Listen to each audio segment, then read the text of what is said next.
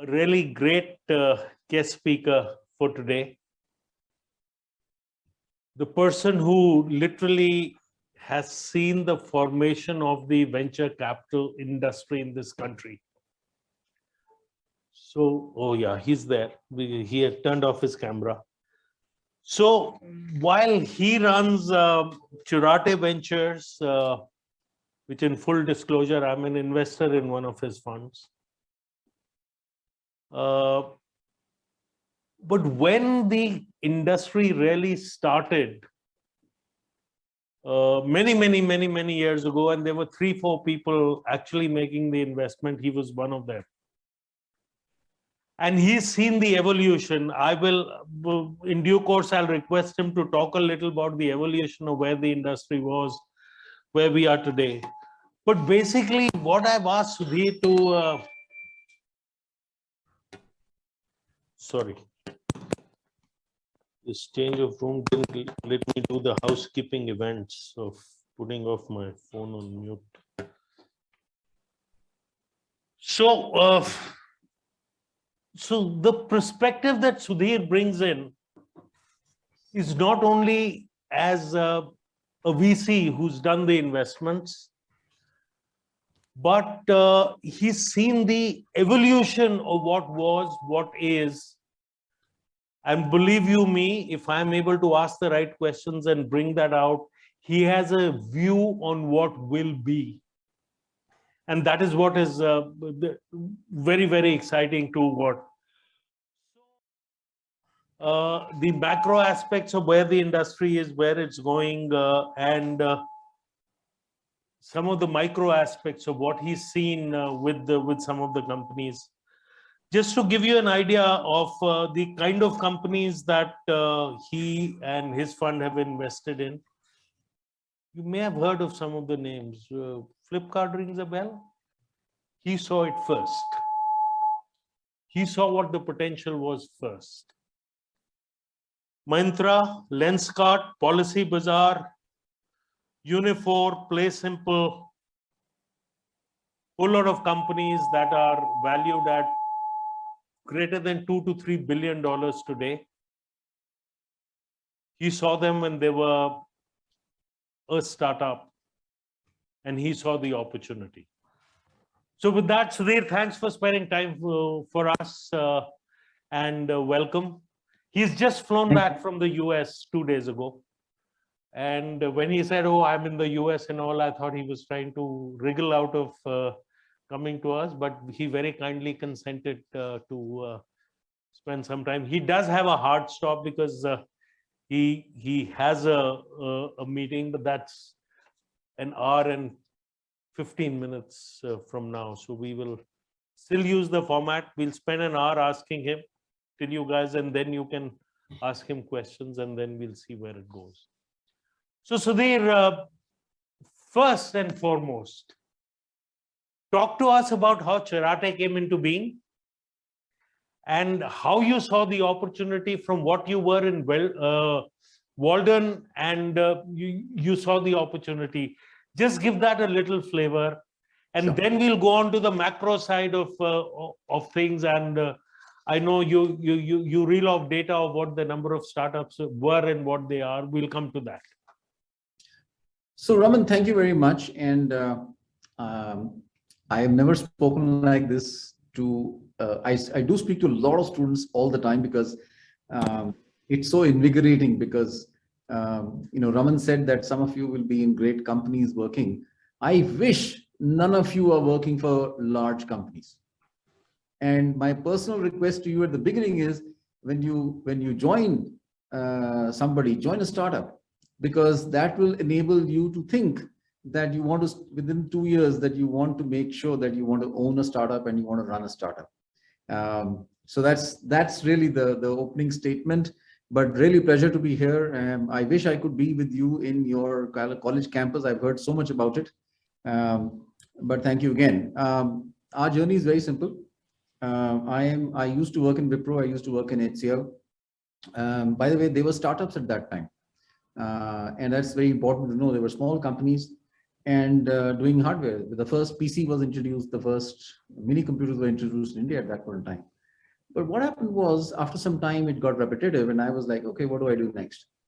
Then Walden came along, and Walden, Raman, you know Arjun Malhotra, so he recommended my name to, he recommended 3 names from India who could become VCs and to Walden. And fortunately, I got selected, which is very simple. That's what started as the country of Walden International. We started investing. There was 4 or 5 of us in the whole country. Now, what was very interesting was that the learning about, so venture is never taught in schools and colleges because it's the business which you learn from entrepreneurs. It's about building new companies, new products, new technologies. Young entrepreneurs, the youngest today we funded is 24 years old. He's building a great world-class company, and new business models, new revenue models, new go-to-markets. It's whatever any MBA school will teach you, you have to unlearn, because there is nothing called a plan. I mean, there is a plan, but at the end of the day, trust me, that plan will not be met.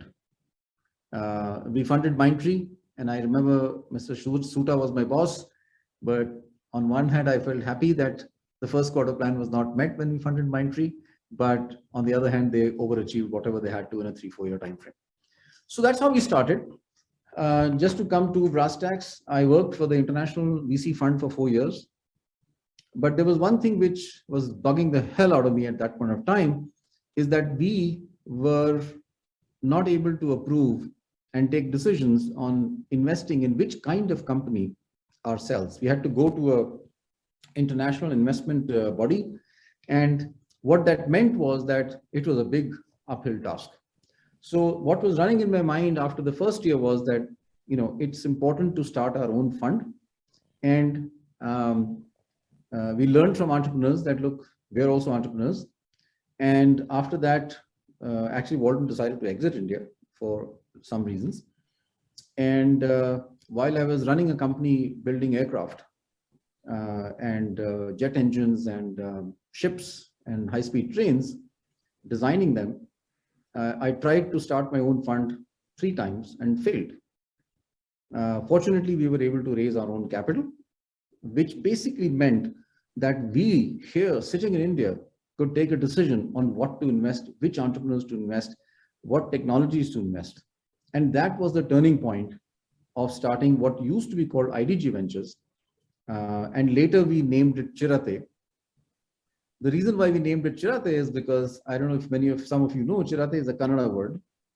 And the Kannada word means leopard. 3 of us are wildlife photographers, and we were looking for a new name. 2 people in our advisory board, Mr. Tata and Chris Gopalakrishnan, especially Chris, was saying, you know, change your name to an Indian name, because at the end of the day, your companies will progress. In fact, Mr. Tata specifically said, if you work for your brand, you will grow faster. Your employees will grow faster. More people will join you. You will be more successful. That was amazing. This is completely what we were not taught in MBA schools, right? So once the opportunity came to change our name, we changed our name. By the way, we went to a brand consulting firm. They gave us a lot of XYZ. And we said, let's name it Chiratae, because we retrofitted. We said, VC has to be agile, leopard agile. VC has to be risk-taking, leopard risk-taking. So we retrofitted and moved forward. And Raman, you won't believe it, our growth paths became faster. We had people joining us from international funds. And I will cover later why that happened in our understanding. But that's our journey, because we wanted to take decisions in India on which Indian entrepreneurs to back, which we were unable to do in an international firm. So that's a great start and a fascinating story, Sudhir. I've heard you talk about late 90s, the number of companies that you saw and what you're seeing today. Want to give the class a little perspective of that? Yes. So I know you'll do it with data. So no. That's it's our passion. So, you know, when I joined Walden, I had no clue what VCs were all about. So I went to Gangaram's in Bangalore on MG Road, and me and my wife went there. And Shalini asked him, "Hey, do you have a book on venture capital?" So this guy took a staircase, that rolling staircase, went up to the highest, small place, and he had this, what do you call it, a gamcha on his shoulder, took it out, cleaned up one small 40-page book. He said, "Sir, this is the only one. This is the first and the last copy. Please read." I learned about VC because somebody had written something from that. But in that first year, I personally met 279 entrepreneurs. And this was in the 1998 period. Incidentally, last year, Chiratae saw 3,000 entrepreneurs. And our market share must be 25-30%, which means India is producing 10,000 technology entrepreneurs every year. That is an amazing story, because this is not an engine which is going to stop. This is an engine which has an exponential growth. The hockey stick is not even started yet. 5 years from now, don't be surprised that India is generating something like 40-50,000 entrepreneurs a year. So with that kind of a scale and the opportunity, Sudhir, where do you see the entrepreneurs coming from? You spoke about the 24-year-old, and my mic got muted. You actually funded a 24-year-old. How many here more than 24 years? Nobody. 22, 19, 18, 16. I mean, Sudhir may fund you if you have a good idea, right? So Sudhir, talk about it. I mean, where do you find them? How do you get to them? How do they find you? Okay. So first and foremost, what are we funding? I think let me start with the fact that there is a new emerged India. Okay. Since 2007 till 2020, angels and VCs have funded 11,500 tech startups. And I'm only talking about tech because tech is 75% of all startups which are funded. Okay. So that's the big bulk. And these 11,500 companies at the end of 2020, early 2021, guess what their revenue is today? Last year, $20 billion. So startups have created an economy which is humongous at the end of 2020 at $20 billion. And they were valued at $103 billion at that point of time. We did some crystal ball gazing, which is very dangerous in our industry. But we put all sorts of guardrails as to what could happen by 2027. To cut a long story short, we believe that the entrepreneurial ecosystem, this companies which are there, 11,500, they will be at a revenue run rate of 100 billion and a market cap of 1 trillion by 2027. Okay. I'm not an economist, neither am I a research person, but this is our estimate. What does that mean? That means that there are entrepreneurs who are building humongous companies, but what are they building is very important, and what are we funding? Actually, funding, leave it aside, because that's money I'll come to why that's required also. So if you look at the market today, and let's take health as an example. There are 1.2 billion people who need efficient healthcare in the country. There's 150 million farmers who need efficient data on soil, on water management, on disease management of crops, on wind patterns, etc., to become much more than the 1 lakh they earn on a 2-acre average holding per year. Of 6 families, this is perpetual poverty. 1 billion people in India need loans. 300 million small industries need businesses loans. 1 billion people need insurance. That is the market we are talking about. Now, if you want to give efficient healthcare, no amount of hospitals, no amount of clinics, no amount of doctors can reach that 1 billion people in the next 5 years. And I'm saying 5 years. So what technology does is crush timeframes.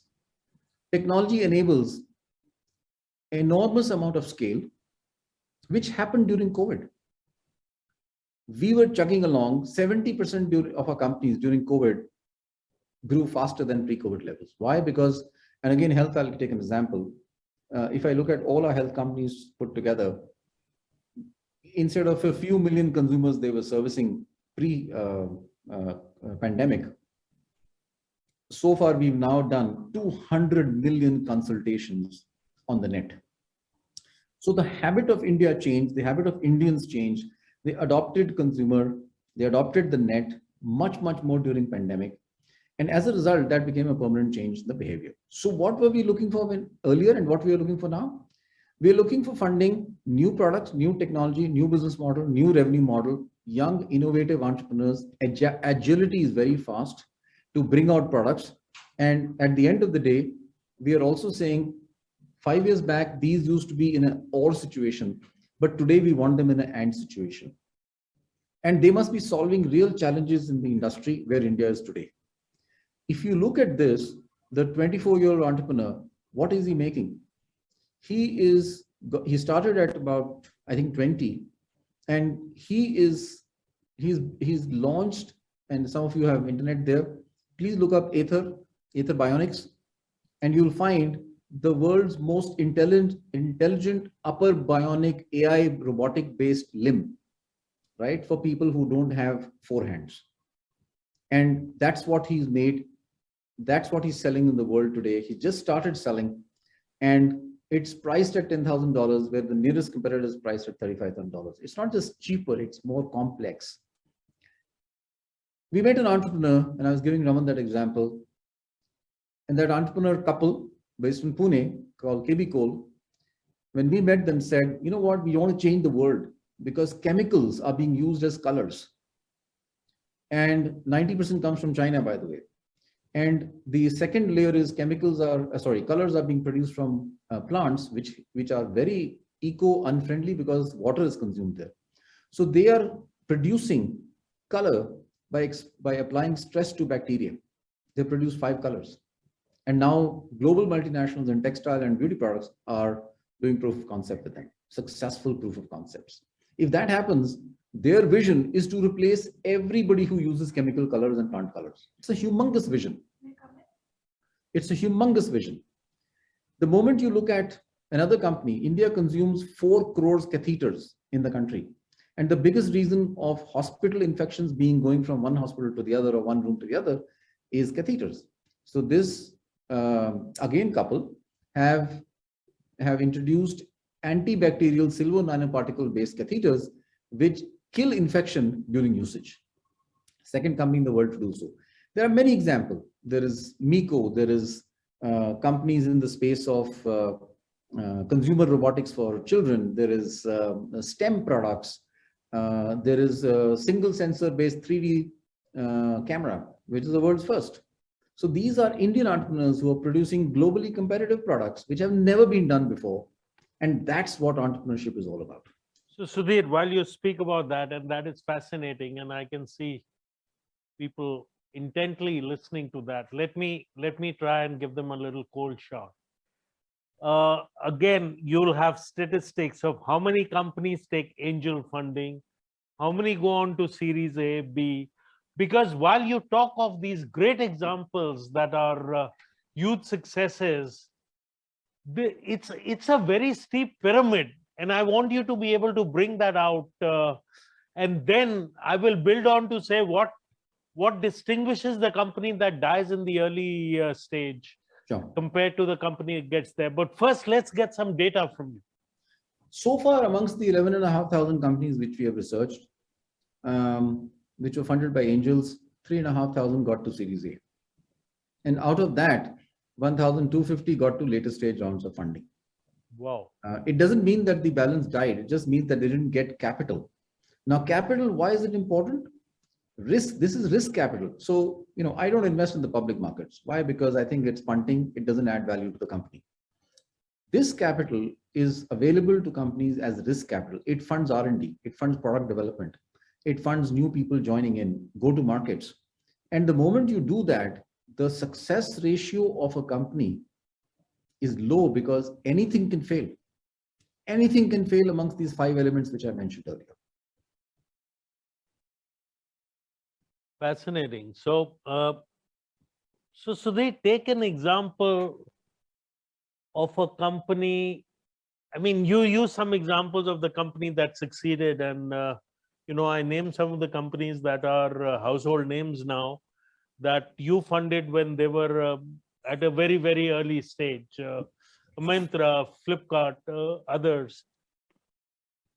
And take a company that did not do that well, that did not go beyond, say, the first Series A at which you went in, or did not go beyond the angel fund. So Can you take an example to bring out to say what distinguished one from the other, and particularly from an entrepreneur's point of view? Yeah. Because we have 50 budding entrepreneurs sitting here, and I want you to bring that out on a practical basis for what you've seen. No, absolutely. I won't name the companies for obvious reasons. In the medical devices field, we had one company. We were very excited about it. It is still alive and kicking at a smaller scale. In the area of minimally invasive product or robots for pain management as one of the applications, the many of the applications. It was an enormously complex robot. And this company came out with this in 2008, by the way. Now, what happened? It got funded to the tune of almost $60–70 million. But the adoption it was way ahead of time. That's one of the reasons many times in technology, in India, companies do fail. But in markets like US, they may succeed. There's a big difference because the scale of change in consumers earlier was smaller and today it's much larger for businesses. So product being ahead of time is one example. Second example is very interesting, is if there are regulatory frameworks around that product or service, typically people like us won't even fund it because it just takes too long. The third reason is, which we have seen very much, is if the entrepreneur, one of the things if you look for an entrepreneur is passion. Does he or she believe in what they're doing? Is it something unique? Is it something which is differentiated? Is there anybody else doing the same thing? So we take 3 months to decide, 2 months to decide. And we look at companies laterally, we look at global companies, because anything from India has to be valid outside the country. But to do all this, to build a large company, it is imperative that the entrepreneur is the founder, be able to convince people with more experience as a leader to join him or her. Now, and that also includes delegation. When you build a team, you have to let other people do things. One of the biggest reasons. Please build on this, Sudhir. We've been talking about this in other classes. Please build on this. It's very important to my mind that they understand that building a team is very critical. You cannot be a Superman and create a great company. No, absolutely. Absolutely. So listen, I think the thing is that we have 5 companies in our portfolio who are reaching 1 billion revenue each. Okay. But when we funded them, they were all at 10 to 12 lakhs per month. They could not have reached this scale if they had not learned how to delegate. There are other people who, the founder's role, the entrepreneur's role is to get people better than him or her to come and run things. Only then scale will happen. There is no other reason. If that doesn't happen, the best product, the best technology, and the best everything will just fall flat. The founder's role is to get people who are better than him or her to be able to do it. I'm still looking to be a founder and to find. So jokes apart, that is, we've spoken about building teams, we've spoken about co-founders. These are new terms that have come into being, the co-founder term. And, earlier it used to be just a management team, but getting the right people in the management team is absolutely critical. So, Sudhir, let me shift gears and go to a stage where you have a founder in front of you. So I'm sorry, can I interrupt? Yes, please. I think there are softer issues. They have heard me for 14 weeks. They want to hear you only. There are softer issues which are very important, and I'll give you very interesting. I think we are looking, and by the way, this is not about us. I just want to mention that it's not the VC deciding; it's the entrepreneur who decides which VC they want. Please understand that. Okay, there are 600 funds in the country. There are 10,000 angels in the country. There's enough capital in the country. So it's very important that entrepreneurs look at what they want, how they want, from where they want. That's number one, for which networking is very important. And every investor, whether there's an angel investor or people like us, early stage investors or late stage investors, they look for what I call intellectually honest entrepreneurs. Intellectually honest. Okay. Now define that. Yes, it has no definition beyond, hey, is there a vision is there a game-changing vision? So look, if companies are predictable, then debt is the way to fund it. But if companies are not predictable, that's where risk capital comes in. Risk capital, we understand, and the entrepreneur understands, is not, and the outcome is not predictable. So there's a learning every quarter which happens and every month which happens, because everything is new there. So we understand that predictability is not there. Even if entrepreneurs are asked to make a business plan, we understand that things may go different, not wrong. But what will sustain an entrepreneur and what will sustain an entrepreneur's road into is intellectually, is that entrepreneur going to stick to that vision, or is that vision going to be changed? Right? It's a tough road, because you're basically looking at, I quote Captain Kirk all the time, and some of you may have watched Star Trek. You're going where no one has ever gone before. That is the way to build a tech company. So intellectually staying true to your path is what we look for in an entrepreneur, because when we fund the entrepreneur, there's a few scribbles on a piece of paper and 10 slides is what we're looking at seed stage, and maybe some prototype and maybe a few customers. Beyond that, we don't have anything. So only thing we can fund is an entrepreneur. So Sudhir, balance that with a term that I hear increasingly now of pivot. Right? I think 5-7 years ago, that was not a term that was used, and now I increasingly hear about it. How do you balance that vision and staying to that vision to the fact that people are now pivoting and changing things just because their original idea did not work out? How do you balance that? You balance it because there are two sides of the coin. The important thing to notice here is that what may not work should be identified faster and killed, and then get on to the next treadmill. Okay? In the traditional world, a business may be given 1 year and 2 years. In the entrepreneurial world, if that treadmill is not working, then it consumes capital, because there's no revenue or very little revenue. So the thing is, how long can you consume capital and keep burning? It is at some point, the board and the entrepreneur will say, hey, this is not working. I need to stop burning. I need to pivot. And if there's a pivot, that requires more capital, by the way. So it can't be just a pivot. A pivot needs more capital to do the needful. It's like doing another startup. So yes, but what does a pivot require? A pivot is not just an idea. A pivot is an excellent entrepreneur. Very few pivots get funded.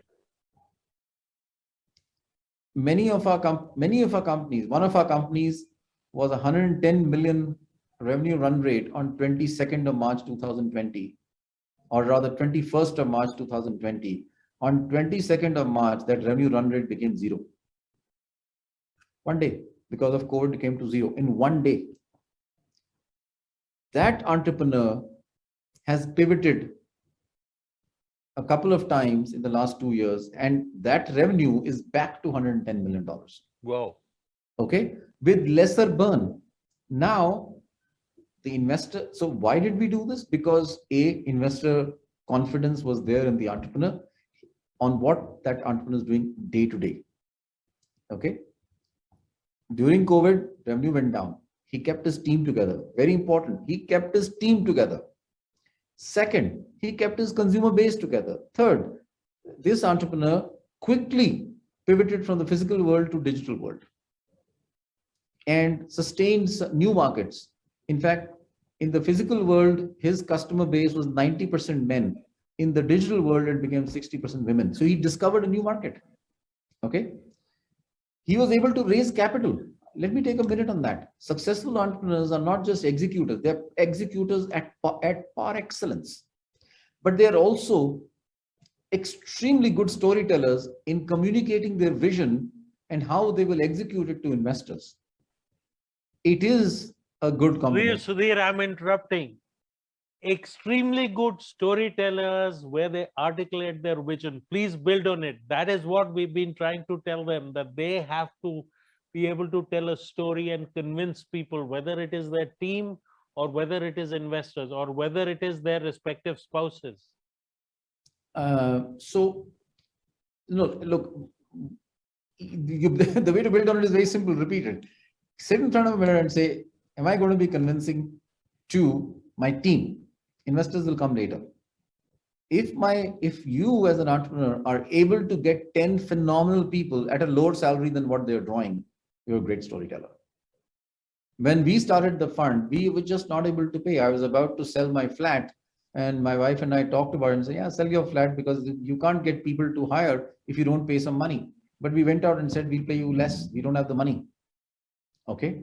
So entrepreneurs get phenomenal people by not paying industry salaries. They're less because they can't afford it.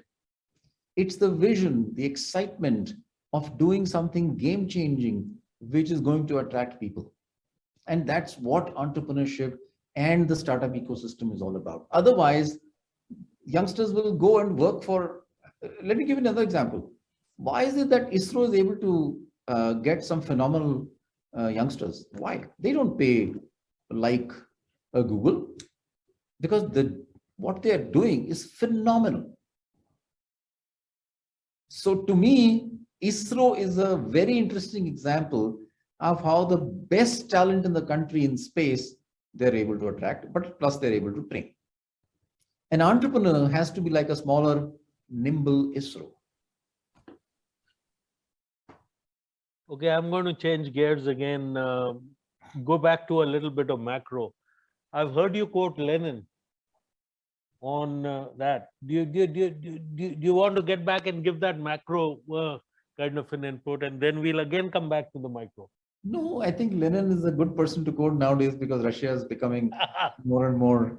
After the war, Lenin made a statement. There are decades when days go by, but there are days when decades go by. India is at a stage when there are hours when decades go by. It is scaling. And by the way, entrepreneurial businesses, and I'll give you some examples. When they reach a scale, they don't slow down. We have a company at 500 million annual run rate of revenue, 527 to be precise. It is growing at 45% per annum. And by the way, they're looking at how to grow faster. We have another company at 200 million revenue. They're looking at how to grow at 70% per annum. And the list goes on. 40% of our companies innovated by going global during pandemic, because technology enables you to cross geographical boundaries. So effectively, we are talking about speed of change to be ridden upon. India is at a place where I think entrepreneurs and people like us are lucky, right? I just came back from an investor just half an hour back when we started. He said, you're so lucky you're in India. And he's right, because this economy on the new technology side, the new economy is just growing at a pace which is unbelievable. The GDP of the country does not reflect that, right? So if there was the GDP of the digital side, right? And I'll give you some examples again. It will be far, far superior. If you look at just our own companies, we have funded 120 companies. We are active is about 80. The revenue of these companies is 1.7 billion run rate. The CAGR of growth has been 65%. And these companies are valued at $21 billion right now. And this is approximately 0.7 to 0.8% of India's GDP, right? If you look at the top 15 companies of tech in the US, last quarter, they were 41% of US GDP, just 15 companies in technology. So the value creation is not just revenue and profits, it is business valuation. It's value creation in terms of, investor returns and so on and so forth. So if you look at today, India's GDP at 3 trillion. And if you look at just the technology BSC index, that's about 12% of India's GDP. Okay. Which I believe the new companies, the new tech companies, today is at about 16 to 17% of India's GDP, all put together. And they'll grow faster. If you look at the SaaS, we just took out a SaaS report. We believe the SaaS revenue of all Indian SaaS companies by 2026 will become, it's going to be $100 billion revenue and a market cap of $1 trillion. This is the scale which is going to happen. It's not that it's not, we are not emerging ecosystem of startup and tech entrepreneurs. We have emerged and we are scaling. Again, I'm going to change gears, and that is a question that many in this class asked. I want your perspective on it. A lot of them came back and said, yeah, I will do a tech startup, but I'm not a techie. What do you see in the marketplace? All these thousands of tech companies that you look at, are all the founders hardcore techies, or do they need to be techies? Yeah. So it's a great question. Let me start with a 15-year-old family member asked me, do I need to do engineering? And my answer was, in today's world, you need to know about engineering at a start. You need to know about science. Well put, wonderfully put. Okay. I'm going to use your quote for that. Yes, you have to pay me a royalty of 1 coffee. So everybody in the Indian market space, everybody, 400 million students, even the 80-year-old person has to learn how to use a cell phone. That is technology. So let's be clear. If this is the paradigm, then the entrepreneurial paradigm is exactly the same. There are companies who are business models, and I'll give you an example of a company called Bizongo.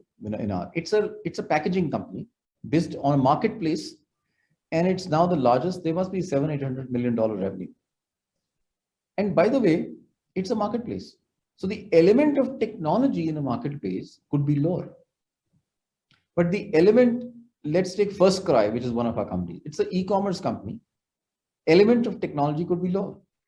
But if you take Lenskart, now raise your hands, who has bought Lenskart specs? Okay, thank you for adding to the valuations and revenue. Okay. But when you bought the Lenskart specs, you took your picture, what happened? Did 5 to 10 specs pop up and give, these are the specs which were suiting your facial profile? If you bought in the last 2-3 years, that would have happened. By the way, the total AI, the AI engine has a repository of something like 8 million facial expressions with privacy protected. And the AI engine is using that to do suitability of specs onto your face. So the element of AI is higher. If you look at Aether, a bionic limb, that person is literally a scientist. If you look at CureFit, one of our companies, they are monitoring body movements at home through the camera. And if your body positioning is wrong, they can tell you. That is science and engineering. So different grades of science and engineering are used in every single new business in the world. Why do you think the Tata guys are entering the super app? Because the 100 billion consumers, they're unable to tap in the new way. And when now it's launched, it's doing phenomenally well.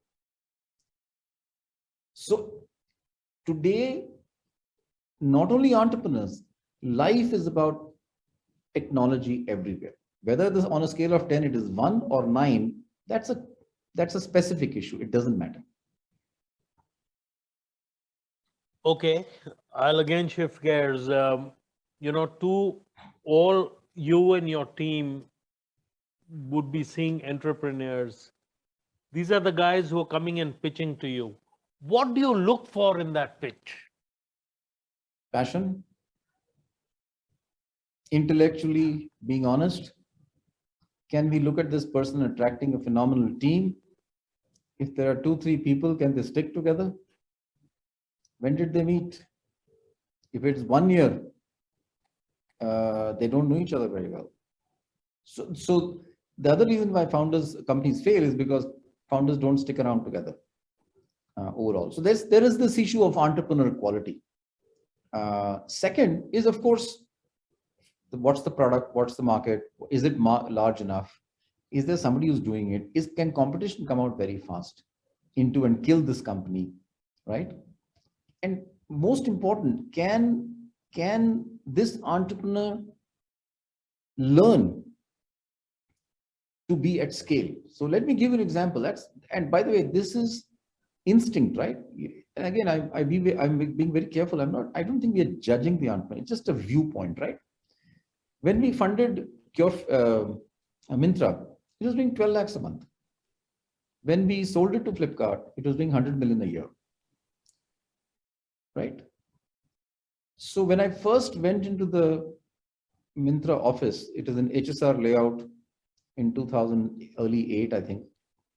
I went into, it was raining that day, and the street where his office was in the middle of a vegetable market. There was a narrow lane. On one side was a narrow staircase going up. On one side was a vegetable vendor. On the other side was a chai wala. And it was pouring. So I got out of my car, went up. The moment I went inside that office, and this is what we think, the office was full of energy. There was people moving around. They were doing something. They were not loitering. So the first thing which came to my mind when I was walking up is, hey, you know what? He's building a company. He must be frugal to have an office in this area. Then I went inside and said, oh man, there's a lot of energy in this place. The leader must be doing something right. So 50% of my mental decision was positive before I met the entrepreneur. Fascinating story. Okay. When I met First Cry, Supam, similar, you're talking to Supam, you're talking to Amit and Piyush of Lenskart, you're talking to Mukesh Bansal and his team in CureFit, you're talking to Ankit you're talking to Sneh, a small company, you're talking to everybody I can think of, right?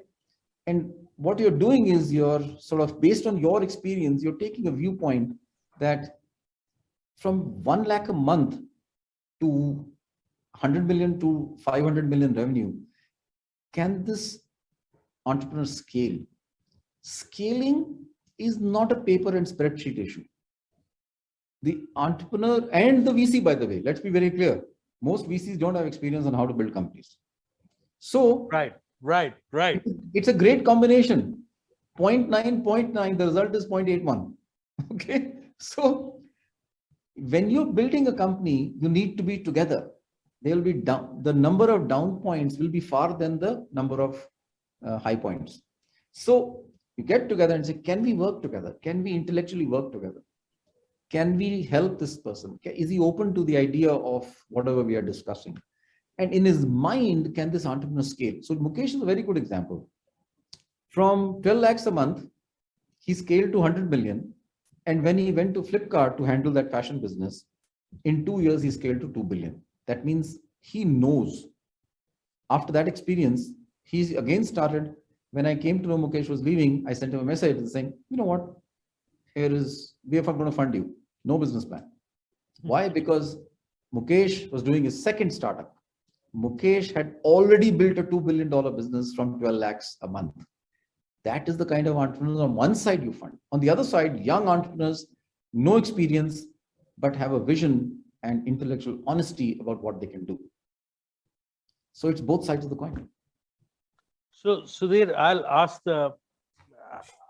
I'll belabor a little on this and ask the question a little differently. 80% of what you brought out, or what you look for, and the stories that you gave us of the entrepreneurs who've been tremendously successful, this is not in their pitch.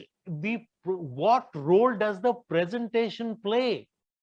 Presentation plays the role of a small anchor, and the rest is humans.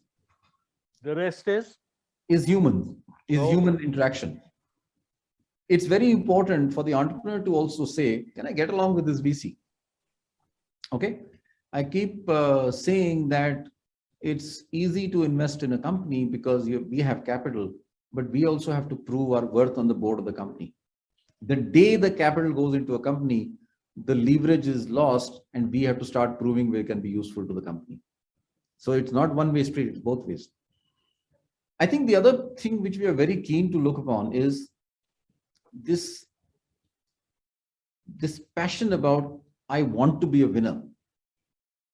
Because the down markets in the entrepreneur's life, the tough points are going to be many. And the only thing which will keep that entrepreneur up and running on a treadmill is a belief that he's a winner or she's a winner. And that's so crucial because trust me, entrepreneurs can motivate VCs also. okay. So while you say entrepreneurs can motivate VCs, I now want to shift gears to the VC mindset.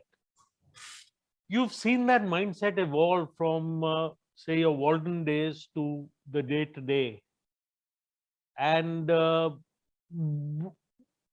I know you have a view on where it's going into the future. But can you tell the class about what VCs used to look at just to be able to make the money, and which way they look at it now and which way the future is? Just give them a perspective so that they know what to expect from the VC.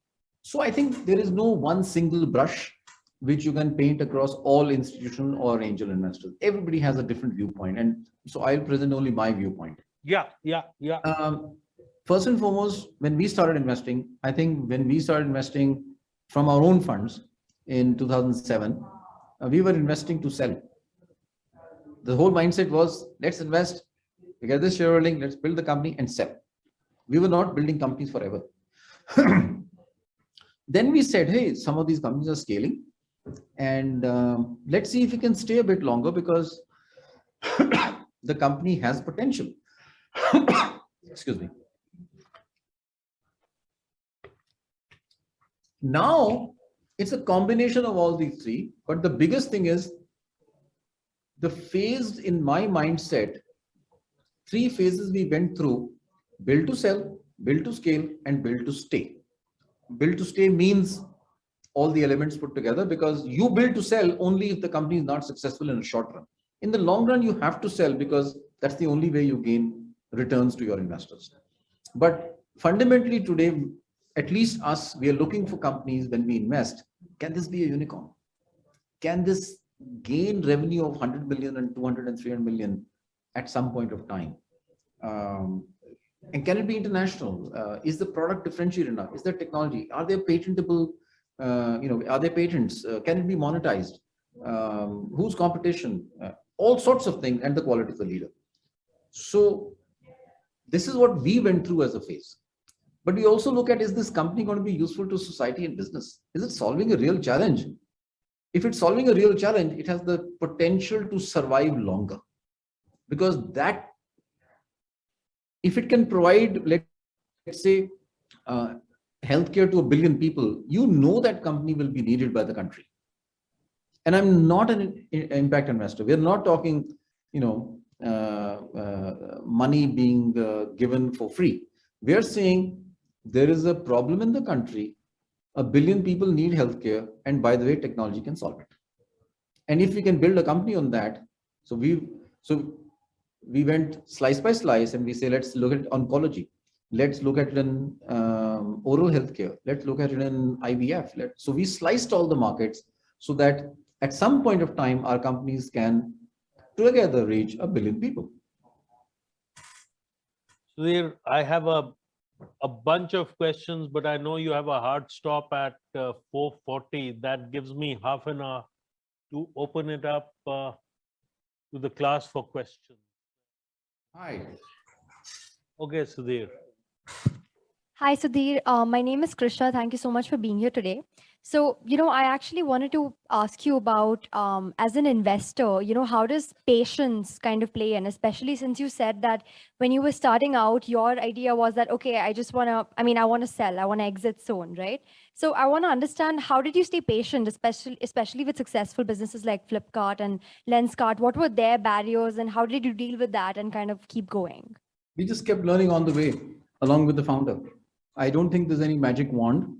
When I started, I was not that young. I started at the age of 40 being a VC, but I was in a corporate called Wipro. And trust me, very different. It starts with a very interesting, sorry, what's your name? Krisha. Krisha, it starts with a very interesting thing. I must tell you this. When I was in Wipro, I went to a shop. I wanted to buy some clothes. And it was a Sunday, me and my wife went. And I just suddenly noticed that I left my wallet at home, by the way. And I told this gentleman that, I'm sorry, I left my wallet at home. But I can just go home and you can keep this pieces of clothing and I'll come back and give you. He said, aren't you working somewhere nearby? Because I used to park, and his shop was next to the Wipro office. And I said, yes, how did you know? He said, no, I see you parking your car every day. I said, yes. So, he recognized me. I was very happy. And he says, where are you working? I said, Wipro. Oh, you're working Wipro. Do one thing, take this thing. When you come to office tomorrow, you can give me the money. My identity was not Sudhir Sethi. My identity was Wipro. When I became a VC, and that's relevant for when you become an entrepreneur, right? Whether you're from Ashoka University, or you're from IIM Ahmedabad, or from some other college, it just drops off the cliff. It helps you networking. When I went to Bombay to become a VC, it was such a shock, and entrepreneurs will go through the same. I went to a shop and said, can you give me a cell phone? He says, aap kaun hai? So I said, this is my name. And I used to work in Wipro. He said, wo theek hai, but wo to purani baat hai. So what's your address? I had no address. I was staying in my cousin's place. He said, do you have a bank account in Bombay? I said, no, I don't have a bank account. I could not get a phone. So the identity of an entrepreneur is zero, because that's where you start. So, from that day onwards, I started calling myself a venturepreneur, just to be different. But all what you've done in life will carry you a little bit. But at the end of the day, when you go in front of a VC, that carries you 10, 20, 30%. But 70% is what you are at that time. Okay? And that is very, very crucial to understand, that your reputation is being built every day as an entrepreneur. You're building a reputation. Today, Lenskart, Piyush Bansal, everybody sees them on Shark Tank, right? So his reputation is very different there. And all the entrepreneurs we talk about, but the younger entrepreneurs, they're building the reputation every day. You start from scratch.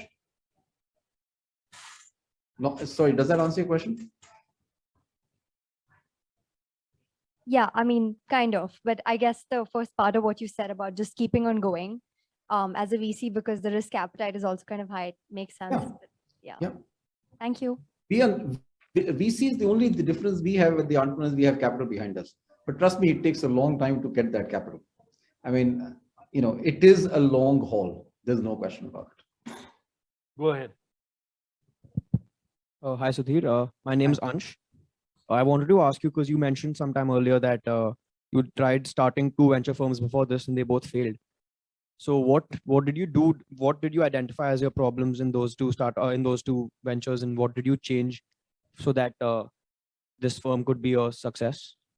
So small correction, I tried 3 times. Oh, okay. Sorry. Okay. And that's a good question. What did I change? Nothing. I just wanted to open an Indian VC firm and build it but international investors were not funding startup VCs. I mean, that didn't change. And at that time, domestic capital was non-existent. We didn't have Raman Roy there, right? So I was having a job and I kept building my job, but I was in Hyderabad incidentally. And if I look at hindsight, now there was no much activity in Hyderabad in 2002 of entrepreneurs. So I was on the advisory board of the Raghavan Cell of Entrepreneurship in I'm Bangalore. So what I did is I came every 2 weeks. I was here in Bangalore every Saturday, Sunday. Me and my wife used to come. We used to stay in the hostel and just look at entrepreneurs. So there was a reputation out there that this guy has to start a fund. So when an international investor called IDG came in, I got a call from them. They knew that I'd been coming to Bangalore for every 2 weeks for 4 years. And I'd failed. Failure is not a stigma for an entrepreneur, right? Failure is a step up in your learning. But did my plan change to open an Indian fund? No. Did my scale happen to be bigger? Yes. So give them an idea of what the total assets under management are right now, Sudhir. We have, in the last 16 years, we built 1 billion, 120 companies, 80 active. We invest about 150 million a year right now, divest about 125 to 150 million a year. But what's more important is not that. These are just numbers. We're having more fun now than ever. We're very proud of the fact that companies which we have been fortunate to back are some of the game-changing companies in the country. They've never existed before, never. And there are more companies who will be scaled, and we will be a small part of their history, of their journey, right? But they will make it. The 30% will make it, I think, or the 10% will make it. And the value which they create will be humongous, It is already humongous. So, yeah, what we're going to do in the next 3.5 years is to build another billion of AUM, because entrepreneurs are growing faster when they're bigger. So there's no reason for a VC to stop. Hi, thank you so much for coming to class. It was great to hear you speak. My question was actually kind of a follow-up from what you responded to Krisha's, where you spoke about how your identity sort of came from when you were being a Wipro employee. It really made a difference. So do you think, considering your opening statement was don't work for a big company, I just feel like I'm someone who's unfortunately working for a big company after I graduate. So I'm thinking, is there no merit in sort of getting that experience, or getting the organizational structure, understanding how it works before you get into it? Because there's always this mixed thing, because people sometimes come and say that just go for start yourself. And then there's people who mostly have been experienced and done it. So what's your name? Rachita. Just to finish somebody asked a question. In the second fund we raised, we nearly died. Okay. It was so tough. We nearly died. So I just want to mention that. Rachita, what's very important to understand is not whether this is right or this is wrong. What's important to understand is what is your playbook. Now, if you think, so I'm not saying don't work in international companies. By the way, international companies need people, so please go and work with them. So it is what you think you want to do. Now, if you think that you want to do a startup, 5 years from now, so be it. You build yourself. But whatever you do, it must be your passion. It must be, you must be driving to make that successful. And it must be something which you enjoy. My name is Priyansh. You have already spoken about what you look in the founders while you invest them, but as a VC, you also have to raise funds, right? So can you talk about the process of raising funds and who are the people you take the funds from? And I'm sure there are a lot of people who might want to, given your success rate, might want to participate in your fund when you're raising. How do you go about choosing people, and is there some kind of metric that you look at there, and what's the process like? No. There is nobody in the world who's dying to invest in us. We are like an entrepreneur. You think it's like finding needle in a haystack, right? There is capital available. By the way, there is a lot of capital available. I mean, the capital in family offices in India, I mean, we are the pioneers in raising rupee capital in the country. We raised about 400 million from India, right? But it's not that everybody is doing the same thing. Somebody wants to invest in a fund. Actually, if you look at it, the capital pool available in the world is actually increasing by the private capital pool. I've given this example earlier. Just to take the top 5 IT services company in the last 5-6 years, do you know how much they've given out as dividends and share buybacks? Just 5 companies. $27 billion. ये हिंदुस्तान में हो रहा है यार. So that capital goes to individuals. Individuals become bigger, right? There must be 100 to 200,000 people with a investable capital pool of 1 million each. So there is no dearth of capital. When we raise capital, we do exactly what an entrepreneur does. We go back. So who's my customer is very important. In the first 3-4 years of being a VC, we didn't understand who my customer was. That's why we were about to die in the second fund. I thought my customer is an entrepreneur. Actually, no, my customer is the investor, right? Very important for VC to understand. When we understood that, we found that our returns were not good. We found that our reporting had to be better. So there's a method to madness which we brought out. Net, there are some investors who will look for, can they spend more time? There are some investors who will be passive. There are some investors who will say, hey, you know what, are you making there are DFIs in the world, development financial institutions. They want to know whether they're making an impact to business. So there are different kinds of investors, different kinds of risk appetites. We have to cater to and meet all of them. Typically, it takes 6 months to 18 months to raise capital. And there is no shortcut. There is no shortcut. Hello, sir. My name is Pratil. So as Professor Roy talked about you, like you have invested into certain companies in very initial stage, and you also talked that you have been investing in budding entrepreneurs who have great vision and mission. So my question is, I wanted to understand the maths and science that you put behind this entrepreneurs when they just bring the idea to value, like what's the valuation, how the maths and science go beyond the valuation when an entrepreneur comes with an idea. I know like it's a broad question, there is not a specific answer, but still like want to know. I thought that was already taken up by the school. There is a method to madness. There is a science behind venture investing. Valuation numbers. Valuation is a mix of, is a triangulation, what's happening in the market, macro, micro, similar startup in the US or China. I think there is a lot of stuff which goes on there. So I may not be able to cover all that right now, but it also depends on what my return should be. It also depends on, so we all look and saying, can this company become a unicorn? That's my starting point. Okay, we have benchmarks and guardrails. Say, okay, if I'm putting in a startup, should I, at a seed stage, I need 10 to 12% for 13%. In a Series A, I must have 15%. So in some sense, these guardrails are already established. I don't think there's any rocket science here. Just now, we had an entrepreneur coming to us and saying that we will give only 9% for a 5 million check. We said, no, that's not a guardrail. We think you're building a great company, but it doesn't suit my financial norms. We need to be very careful at exit, how much share will we have in the company. There are many terms, liquidation preference and this and that. So that's a longer discussion.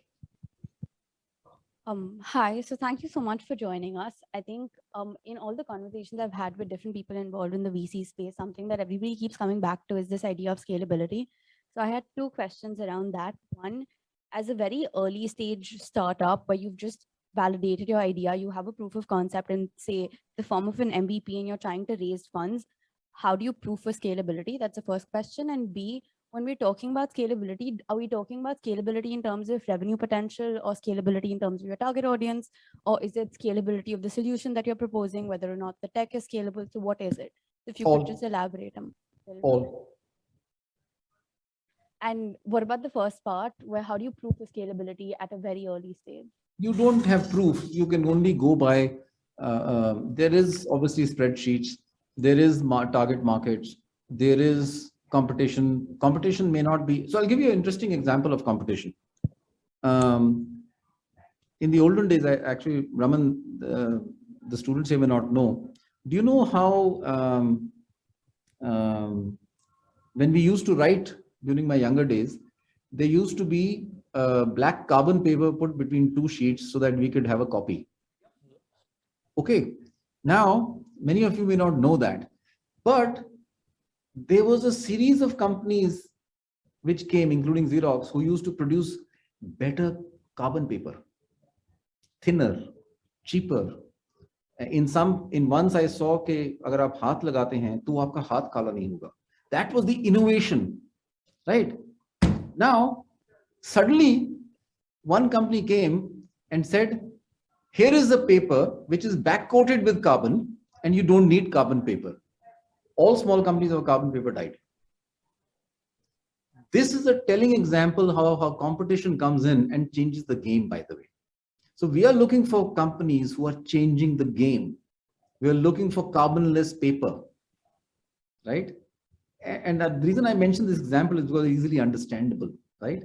If I give you a router example, who neither I will understand or you will understand.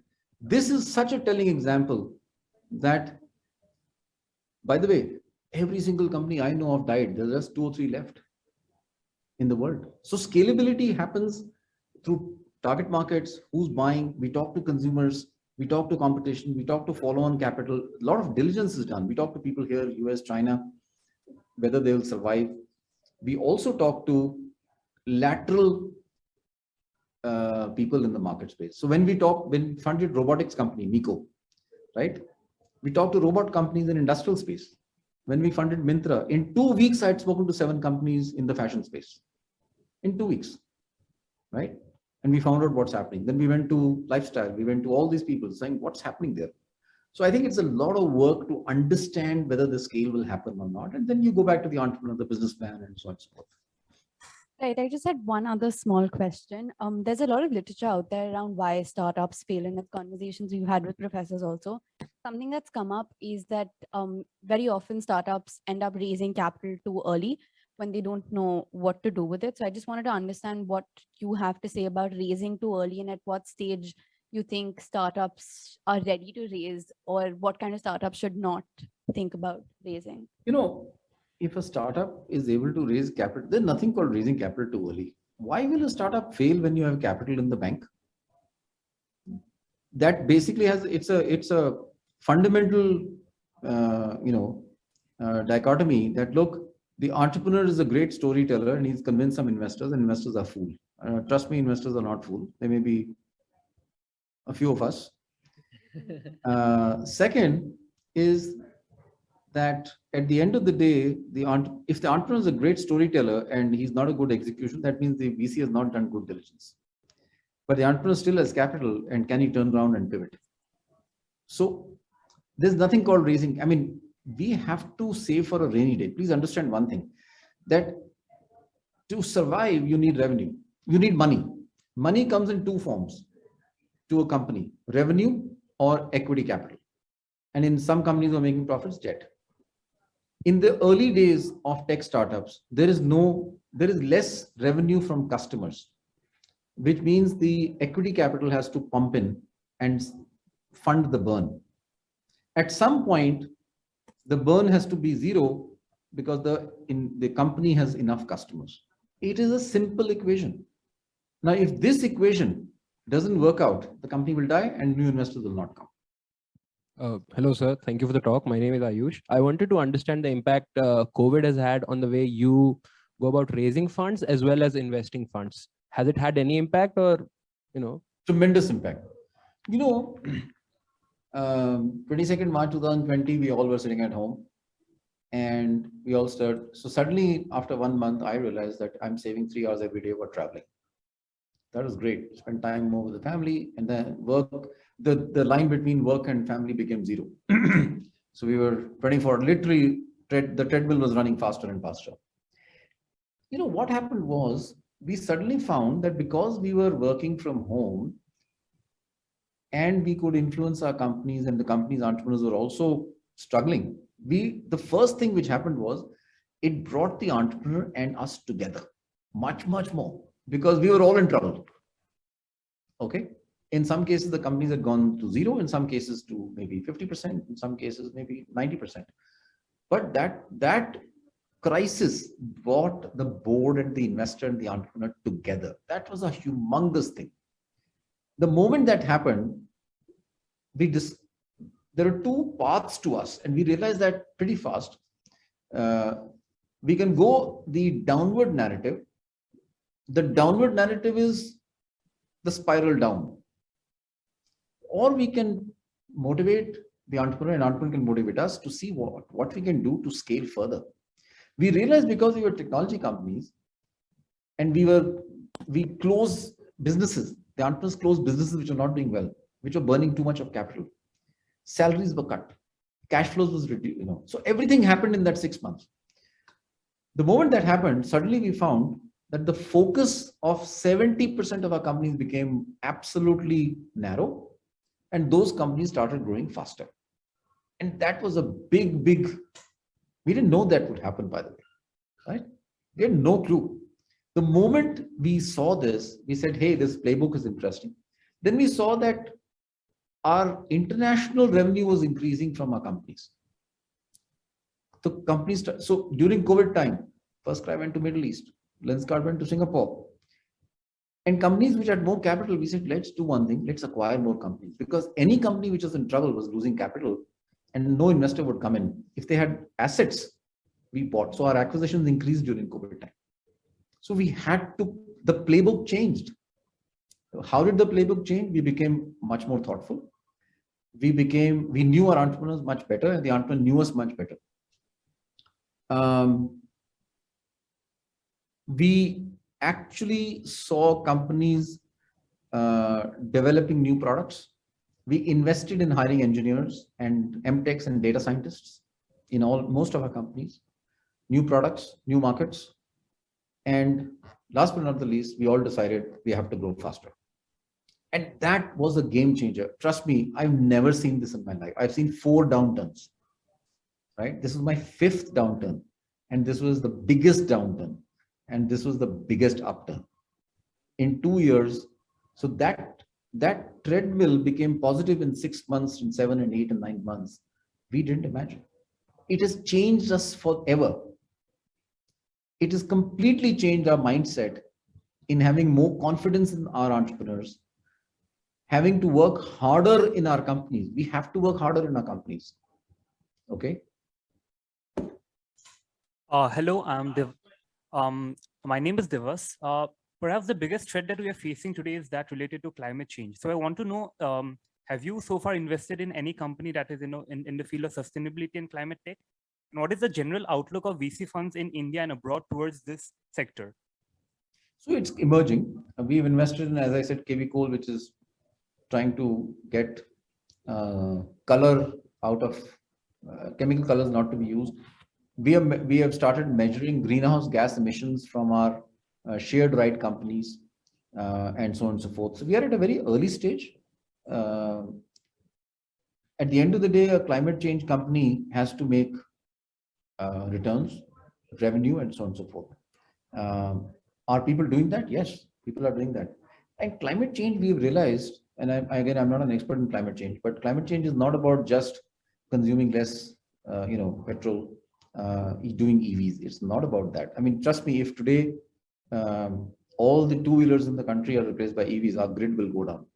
Okay, and there'll be a huge amount of batteries. We don't know what to do with them. That's also harmful to climates. But if you do SOPs, and if you, let's say in logistics, if you draw out that, point A to point B to point C to point D, which is completely by IC engine based logistics, is taking this much of time. We just discovered India's only drone logistics company. We were looking at that for 2 years. So introducing a drone logistics, now drone, everybody in the country is talking about how to deliver pizzas. Our mindset was, no, pizza delivery baad mein hoga. We need to do B2B and see how that happens.